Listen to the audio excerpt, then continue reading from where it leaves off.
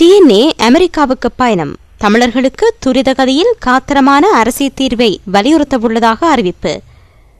யாழ்ப்பாணத்தில் அண்மை காலமாக பெண்கள் மீதான பாலியல் துஷ்பிரயோகம் அதிகரித்துள்ளதாக இமெல்டா தெரிவித்துள்ளார். துமிந்தவுக்கு எதிராக நடவடிக்கை எடுக்குமாறு சுதந்திர கட்சி உறுப்பினர்கள் ஜனாதிபதிக்கு அழுத்தம். காங்கேசந்துறை முருகைக்கல் அகழ்வு மற்றும் வியாபாரத்தின் பின்னணியில் கோத்தாபய இருப்பதாக சுட்டிக்காட்டப்பட்டுள்ளது. பேச்சுவார்த்தை மூலம் அரசியல் தீர்வு திட்டம் எட்டப்பட வேண்டும் என்று இந்தியா வலியுறுத்தியுள்ளது. சுமந்திரனுக்கும் எரிக் சொல்ஹெய்முக்கும் இடையில் பேச்சுவார்த்தை நடத்தப்பட்டுள்ளது. முக்கிய பிரபுக்களுடன் இணைந்து செயற்படும் குண்டர் குழுக்களுக்கு எதிராக நடவடிக்கை எடுக்கப்படவுள்ளதாக கோத்தாபய அறிவித்துள்ளார். இனி விரிவான செய்திகள்.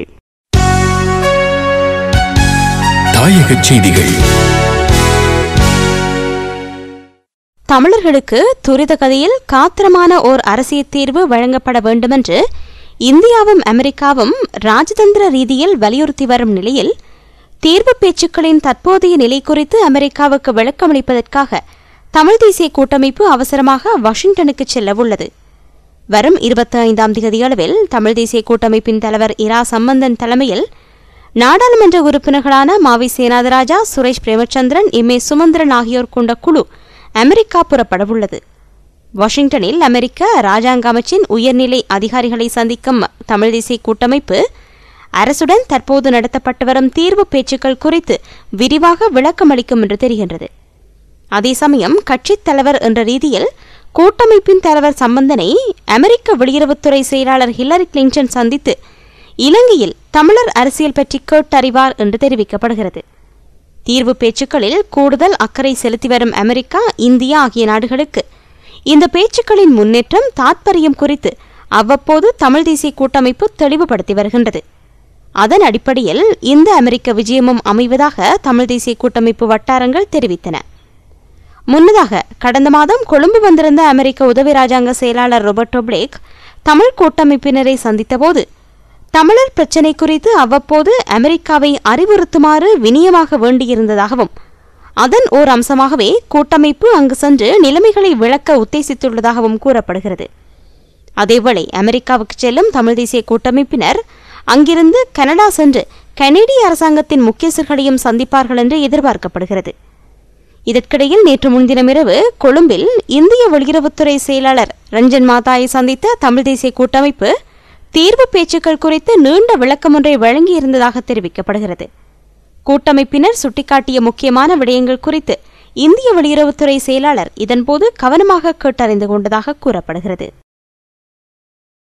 முல்லைத்தீவில் அரசு அதிபராக தான் இருந்த காலப்பகுதியில் அங்கு பாலியல் துஷ்பிரயோகம் தொடர்பாக தன்னிடம் முறைப்பாடு எதுவும் செய்யப்படவில்லை என்றும் அங்கு பாலியல் துஷ்பிரயோக சம்பவங்கள் எதுவும் நிகழவில்லை என்றும் யாழ்ப்பாண அரசாதிபர் இமெல்டா சுகுமார் தெரிவித்துள்ளார். யாழ்ப்பாணத்தில் அண்மை காலமாக பெண்கள் மீதான பாலியல் துஷ்பிரயோகம் தொடர்பான முறைப்பாடுகள் அளவுக்கு அதிகமாக கிடைத்திருப்பது குறித்து எமது செய்தியாளர்களிடம் கருத்து தெரிவிக்கும் போதே அவர் இவ்வாறு கூறினார்.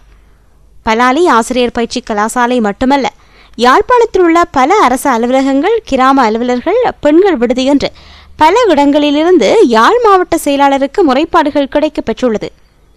யாழ்ப்பாணத்தில் பல நிறுவனங்களில் பெண்கள் பாலியல் ரீதியான துன்புறுத்தல்களுக்கும் தூண்டல்களுக்கும் உள்ளாக்கப்படுகின்றனர். பெண்கள் ஒரு பாலியல் பொம்மைகள் போன்று பார்க்கப்படுவது மிகவும் கொடூரமான செயல். அவ்வாறு பெண்களை பார்ப்பவர்கள் கொடூரமானவர்கள். உயர் பதவியில் இருப்பவர்கள் முதற்கொண்டு சாதாரண அலுவலர்கள் வரை பெண்களுடன் பாலியல் துஷ்பிரயோகத்தில் ஈடுபட்டு வருகின்றனர். இது தொடர்பில் பல முறைப்பாடுகள் தமக்கு கிடைத்துள்ளதாகவும் அவர் கூறினார். நடவடிக்கை எடுக்கப்படும் என்று தொடர்ந்து கூறி வருகிறீர்கள், ஆனால் அவ்வாறு நடவடிக்கைகள் எதுவும் எடுக்கப்படவில்லையே என்று செய்தியாளர் ஒருவர் கேட்ட கேள்விக்கு பதிலளித்த அரசாதிபர், விரைவில் இதற்கு உரிய நடவடிக்கை எடுக்கப்படும். இதுபோன்ற செயல்களில் ஈடுபடுவோர் மீது விசாரணை மேற்கொள்ளப்படும் என்றும் அதற்காக தனி அலகு ஒன்றை உருவாக்குவது குறித்து ஆலோசிக்கப்பட்டு வருவதாகவும் கூறினார்.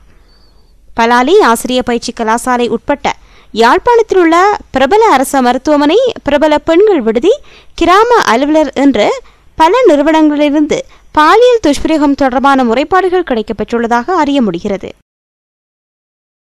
ஆளும் ஐக்கிய மக்கள் சுதந்திர கூட்டமைப்பின் பாராளுமன்ற உறுப்பினர் ஆர் துமிந்த சில்வாவுக்கு எதிராக நடவடிக்கை எடுக்குமாறு கூட்டணி கட்சியான ஸ்ரீலங்கா சுதந்திர கட்சி சிரேஷ்ட உறுப்பினர்கள் ஜனாதிபதி மஹிந்த ராஜபக்ஷவுக்கு அழுத்தம் கொடுத்து வருவதாக தெரிவிக்கப்படுகிறது. அண்மையில் முல்லேரியா பிரதேசத்தில் துமிந்த சில்வாவின் ஆதரவாளர்கள் மேற்கொண்ட துப்பாக்கிச் சூட்டில் ஸ்ரீலங்கா சுதந்திர கட்சியின் சிரேஷ்ட உறுப்பினர்களில் ஒருவரான பாரத லக்ஷ்மன் பிரேமச்சந்திர உயிரிழந்தார். இதன் காரணமாக துமிந்தவுக்கு எதிராக உடனடியாக நடவடிக்கை எடுக்கப்பட வேண்டும் என்று சுதந்திர கட்சியின் சிரேஷ்ட உறுப்பினர்கள் கோரிக்கை விடுத்துள்ளனர். குறிப்பாக கொலன்னாவ தொகுதி அமைப்பாளர் பதவியிலிருந்து துமிந்த சில்வா உடனடியாக நீக்கப்பட வேண்டும் என்று வலியுறுத்தியுள்ளனர். பாரத லக்ஷ்மன் பிரேமச்சந்திரவின் இறுதிக் கிரியைகள் நடைபெறுவதற்கு முன்னதாக தொகுதி அமைப்பாளர் பதவியை துமிந்தவிடமிருந்து பறிக்க வேண்டும் என்று கோரிக்கை விடுத்துள்ளனர். இதன் காரணமாகவே கொலன்னாவ தொகுதியின் இணைப்பு பணிகளை தற்காலிகமாக பொருளாதார அமைச்சர் பசில் ராஜபக்சவிடம் ஜனாதிபதி ஒப்படைத்துள்ளார் என்று தெரிவிக்கப்படுகிறது. இதேவேளை துப்பாக்கிச்சூட்டு சம்பவத்தில் படுகாயமடைந்து தீவிர சிகிச்சை பிரிவில் சிகிச்சை பெற்று வரும் துமிந்த சில்வாவின் உடல்நிலை தேறி வருவதாக வைத்தியசாலை வட்டார தகவல்கள் தெரிவிக்கின்றன. மக்கள் மீளக் குடியமர அனுமதி மறுக்கப்பட்டுள்ள போதும் உயர் பாதுகாப்பு வலயத்தின் காங்கேசன்துறை பகுதியில் தொடரும் முருகைக்கல் அகழ்வின் பின்னணியில் உள்ளவர்கள் தொடர்பில் மக்களிடையே சந்தேகங்கள் தொடர்கிறது. அரச உயர்மட்டத்தைச் சேர்ந்த சிலரே இதன் பின்னணியில் இருப்பதாக கூறப்படுகின்ற நிலையில் இந்த சட்டவிரோத முருகைக்கல் அகழ்வு பற்றி பலரும் கண்டுகொள்ளாதிருக்கவே விரும்புவதாகவும் தெரிய வருகிறது. இம்முருகைக்கல் அகழ்வு சட்டவிரோதமானதெனவும் உரிய சட்ட நடவடிக்கை எடுக்கப்படுவதாகவும் கூறி வந்த அரச அதிபரும் அண்மை காலமாக மௌனம் காத்தே வருகின்றார். கடந்த 2 வருடங்களுக்கு மேலாக இயங்கி வரும் கல் உடைக்கும் ஆலை எந்த தடையும் இன்றி செயற்பட்டு வருகிறது. நாள்தோறும் நூற்றுக்கணக்கான கனரக வாகனங்கள் முருகைக்கல் அகழ்விலும் பின்னர் அவற்றை கல் உடைக்கும் ஆலைக்கும் எடுத்துச் செல்வதாக கூறப்படுகிறது. எனினும் உடைக்கப்பட்ட முருகைக்கல் எங்கு எடுத்துச் செல்லப்படுகின்றது என்பது மர்மமாக உள்ளதாக தகவல்கள் கூறுகின்றன. இவை கப்பல் மூலமே நாட்டுக்கு வெளியே எடுத்துச் செல்லப்படுவதாக நம்பப்படுகிறது. யாழ்ப்பாணத்துக்கு சீமெந்தை எடுத்து வரும் கப்பல் மூலம் மீண்டும் அவை நாட்டுக்கு வெளியே உள்ள சீமெந்து ஆலையொன்றுக்கு கொண்டு செல்லப்படுவதாக கூறப்படுகிறது. இந்த வியாபாரத்தின் பின்னணியில் பாதுகாப்பு அமைச்சின் செயலாளர் கோத்தாபய ராஜபக்ஷ இருப்பதாலேயே அனைவரும் மௌனம் காப்பதாகவும் தெரிய வருகிறது. ஏற்கனவே யுத்த நடவடிக்கைகளால் செயலிழந்து போயுள்ள காங்கேசன்துறை சீமெந்து தொழிற்சாலையில் எஞ்சியிருந்த பெரும் அளவிலான கிளிங்டர் ஒன்றுமில்லாது கப்பல் மூலம் நாட்டுக்கு வெளியே கடத்தப்பட்டிருப்பதாக தகவல்கள் வெளியாகியுள்ளன. இந்த கிளிங்டர் சீமெந்தாக பயன்படுத்துவதற்கான இறுதி மூலப்பொருளாகும். அரைக்கப்பட்ட பின்னர் பொதி செய்வதற்கு தயாராக இருந்த கிளிங்டர் யுத்தம் காரணமாக தேங்கி போயிருந்தது. அந்த பொருளே இப்போது விற்கப்பட்டுள்ளது. இதனிடையே மக்கள் மீளக் குடியமர அனுமதி மறுக்கப்பட்டுள்ள உயர் பாதுகாப்பு வலயத்தின் காங்கேசன்துறை பகுதியை உள்ளடக்கியுள்ள வலி வடக்கு பிரதேச சபை இந்த அத்துமீறல்கள் பற்றி கண்டுகொள்ளாதிருப்பதாக குற்றச்சாட்டுகள் எழுந்துள்ளன. அண்மைய உள்ளூராட்சி தேர்தலில் தமிழ் தேசிய கூட்டமைப்பே வலி வடக்கு பிரதேச சபையை வென்றிருந்தது. இந்நிலையில் காங்கேசன்துறை பகுதியில் தொடரும் முருகைக்கல் அகழ்வினை தடுத்து நிறுத்தக் கோரி உறுப்பினர் ஒருவரால் கொண்டுவரப்பட்ட பிரேரணை கோத்தாபய ராஜபக்ஷவின் கோபத்துக்கு அஞ்சி சபை தலைவரால் நிராகரிக்கப்பட்டுவிட்டதாக கூறப்படுகிறது. பேச்சுவார்த்தையின் மூலம் அரசியல் தீர்வு திட்டம் எட்டப்பட வேண்டுமென்று இந்தியா மீண்டும் வலியுறுத்தியுள்ளது. இலங்கைக்கு விஜயம் செய்துள்ள இந்திய வெளிவிவகார செயலாளர் ரஞ்சன் மாத்தாய்க்கும் ஜனாதிபதி மஹிந்த ராஜபக்ஷவுக்கும் இடையில் நடைபெற்ற சந்திப்பின் போது இந்த விடயம் வலியுறுத்தப்பட்டுள்ளது. தமிழ் தேசிய கூட்டமைப்புடனான பேச்சுவார்த்தை மற்றும் பாராளுமன்ற தெரிவுக்குழு ஆகியவற்றின் ஊடாக விரைவில் தேசிய இனப்பிரச்சினைக்கு காத்திரமான தீர்வு திட்டம் ஒன்று முன்வைக்கப்பட வேண்டும் என்று ரஞ்சன் மாத்தாய் குறிப்பிட்டுள்ளார். இதேவேளை இரு நாடுகளும் பேச்சுவார்த்தை நடத்துவதன் மூலம் மீனவ பிரச்சினைக்கு நிலையான தீர்வினை காண முடியும் என்று அவர் நம்பிக்கை வெளியிட்டுள்ளார். கல்முனை மாநகர சபையின் மேயர் பதவியை யாருக்கு வழங்குவது என்பது குறித்து இன்றைய தினம் தீர்மானிக்கப்படும் என்று ஸ்ரீலங்கா முஸ்லிம் காங்கிரஸ் அறிவித்துள்ளது. ஸ்ரீலங்கா முஸ்லிம் காங்கிரசின் அதி உயர்பீட உறுப்பினர்கள் மேயர் பதவி குறித்து தீர்மானிக்க உள்ளனர். நடைபெற்று முடிந்த தேர்தலில் அதிகூடிய விருப்பு வாக்குகளை பெற்ற வேட்பாளருக்கு கூடுதல் சந்தர்ப்பம் காணப்படுவதாக கட்சியின் பொதுச் செயலாளர் ஹசன் அலி தெரிவித்துள்ளார். அபுபாக்கர் முகமது சிராஸ் 16,457 வாக்குகளை பெற்றுக் கொண்டதுடன் நிசாம் காரியப்பர் 13,948 வாக்குகளை பெற்றுக் கொண்டிருந்தமை குறிப்பிடத்தக்கது. கட்சியின் அதி உயர் பீடத்தினால் எடுக்கப்படும் இறுதி தீர்மானத்துக்கு அமைய மேயர் பதவி அறிவிக்கப்படவுள்ளதாக ஹசன் அலி குறிப்பிட்டுள்ளார். தமிழ் தேசிய கூட்டமைப்பு பாராளுமன்ற உறுப்பினர் சுமந்திரனுக்கும் நோர்வேயின் சர்வதேச விவகார அமைச்சர் எரிக் சொல்ஹெய்முக்கும் இடையில் பேச்சுவார்த்தை நடத்தப்பட்டுள்ளது. அண்மையில் நோர்வே விஜயம் செய்திருந்த பாராளுமன்ற உறுப்பினர் சுமந்திரன் எரிக் சொல்ஹெய்மை சந்தித்து பேசியிருக்கின்றார். அரசியல் தீர்வு திட்டம் தொடர்பில் அரசாங்கத்துடன் நடத்தப்பட்டு வரும் பேச்சுவார்த்தைகள் குறித்து இந்த சந்திப்பின் போது கலந்துரையாடப்பட்டதாகவும் நோர்வே அரசாங்கத்தின் உயர் அதிகாரிகளுடனும் பேச்சுவார்த்தை நடத்தப்பட்டுள்ளதாகவும் சுமந்திரன் கூறினார். சர்வகட்சி பேரவை அறிக்கை உள்ளிட்ட 5 ஆவணங்களின் அடிப்படையில் பேச்சுவார்த்தையை நடத்த திட்டமிட்டுள்ளதாக குறிப்பிட்டார். உண்மையை கண்டறியும் ஆணைக்குழுவின் பரிந்துரைகளை அமுல்படுத்த கால அவகாசம் வழங்கப்பட வேண்டுமென்று உருகுவே அறிவித்துள்ளது. வரும் நவம்பர் மாத நடுப்பகுதியில் உண்மையை கண்டறியும் ஆணைக்குழுவின் அறிக்கை சமர்ப்பிக்கப்படவுள்ளது. இலங்கையில் சமாதானமும் ஜனநாயகமும் நிலைநாட்டப்பட வேண்டுமென்று உருகுவே விரும்புவதாக அந்நாட்டு பிரதி வெளிவிவகார அமைச்சர் கோரியுள்ளார். பிரதி வெளிவிவகார அமைச்சர் நியோமல் பெரிராவுக்கும் உருகுவே பிரதி வெளிவிவகார அமைச்சர் கொண்டோ கராசிஸுக்கும் இடையில் நடைபெற்ற சந்திப்பின் போது இந்த கருத்து பரிமாறப்பட்டுள்ளது. இலங்கைக்கும் உருகுவேக்கும் இடையில் ராஜதந்திர உறவுகளை பேணுவது குறித்தும் இந்த சந்திப்பின் போது கவனம் செலுத்தப்பட்டுள்ளது. முக்கிய பிரபுக்களுடன் இணைந்து செயற்படும் குண்டர் குழுக்களுக்கு எதிராக சட்ட நடவடிக்கை எடுக்கப்படவுள்ளதாக பாதுகாப்பு செயலாளர் கோத்தாபய ராஜபக்ஷ அறிவித்துள்ளார். இவர்களால் மேற்கொள்ளப்படும் சட்டவிரோத செயல்கள் தொடர்பில் இராணுவத்தினர் கண்காணிப்பார்கள் என்றும் தனிப்பட்ட குரோதம் நாட்டின் சட்ட ஒழுங்கில் பாதிப்பை ஏற்படுத்த இடமளிக்கப்பட மாட்டாது என்றும் அவர் கூறினார். முல்லேரியாவில் இடம்பெற்ற துரதிர்ஷ்டவசமான சம்பவங்கள் சில முக்கிய பிரபுக்களுக்கு எதிராக கடுமையான நடவடிக்கை எடுக்கப்பட வேண்டும் என்பதை வலியுறுத்துவதாகவும் முக்கிய பிரபுக்களுக்கான பாதுகாப்பு உத்தியோகத்தர்கள் வாகனங்கள் தொடர்பில் புதிய விதிமுறைகள் அறிமுகம் செய்யப்படவுள்ளதாகவும் தெரிவித்துள்ளார். விதிமுறைகளை மீறி செயற்படும் முக்கிய பிரபுக்கள் குறித்து இராணுவத்தினர் கண்காணிப்பு செய்வார்கள் என்றும் மீறி செயற்படுவோருக்கு எதிராக தராதரம் பாராது நடவடிக்கை எடுக்கப்படும் என்றும் குறிப்பிட்ட அவர் சுதந்திரத்துக்கு பின்னர் குண்டர் குழுக்கள் அரசியல்வாதிகளை பயன்படுத்திக் கொள்வதை வளமையாக கொண்டுள்ளதாகவும் கூறினார். ஐக்கிய தேசிய கட்சி ஆட்சி செய்த காலத்திலும் இவ்வாறு பாதாள உலக கோஷ்டி உறுப்பினர்களுக்கும் அரசியல்வாதிகளுக்கும் இடையில் தொடர்பு பேணப்பட்டு வந்ததாக குறிப்பிட்டார்.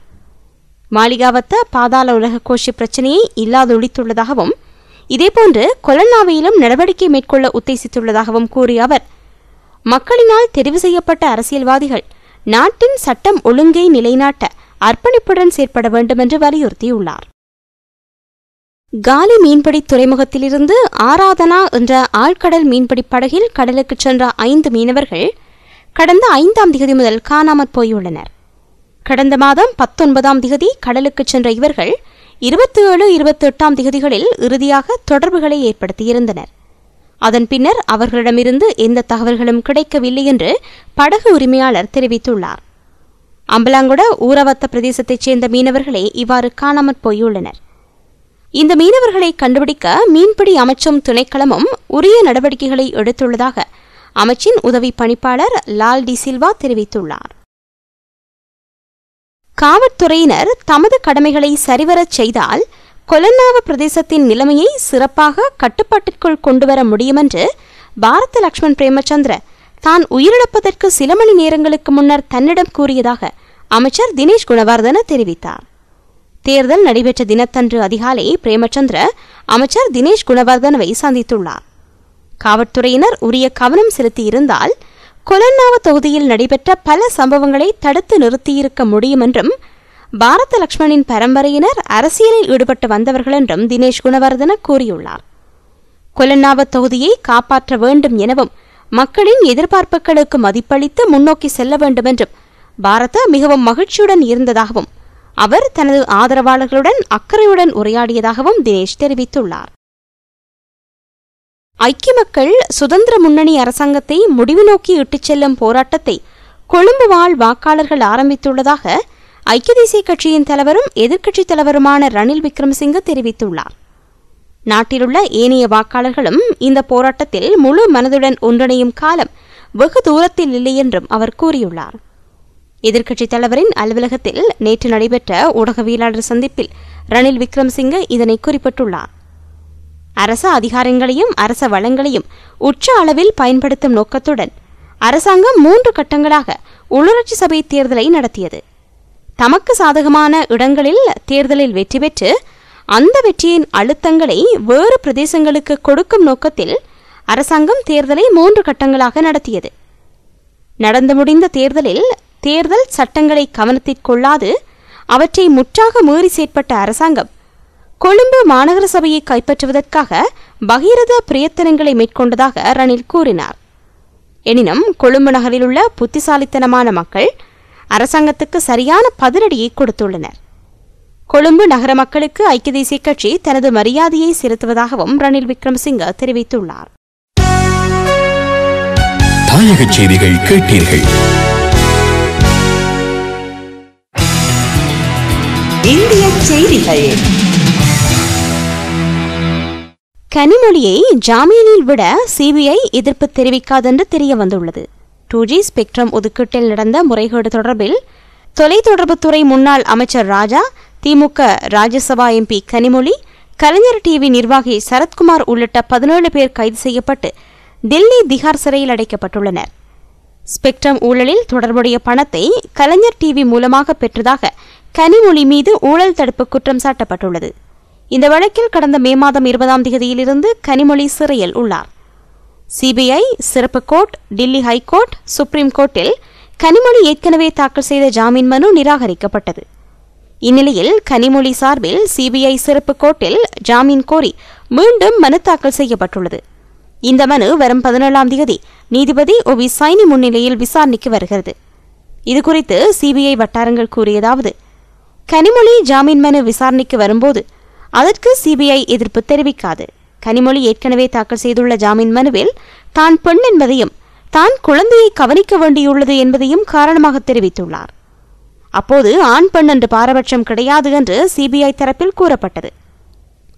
தற்போது கனிமொழி எழுப்பிய காரணங்களை அடிப்படையாக கொண்டு அவரை ஜாமீனில் விடுவதற்கு சிபிஐ தரப்பில் எதிர்ப்பு தெரிவிக்காமல் இருப்பது என்று முடிவெடுக்கப்பட்டுள்ளது. அதேபோல உடல் நலத்தை காரணமாக வைத்து சினிக் பிலிம்ஸ் நிறுவனர் கரீம் மொரானி, ரிலையன்ஸ் நிறுவனத்தைச் சேர்ந்த சுரேந்தர் பிபாரா ஆகியோரது ஜாமீன் மனுவுக்கும் எதிர்ப்பு தெரிவிக்காமல் இருக்க திட்டமிடப்பட்டுள்ளது. இவ்வாறு சிபிஐ வட்டாரங்கள் தெரிவித்தன. இதனால் வருகின்ற 17ஆம் தேதி கனிமொழிக்கு ஜாமீன் கிடைக்கும் என்று எதிர்பார்க்கப்படுகிறது.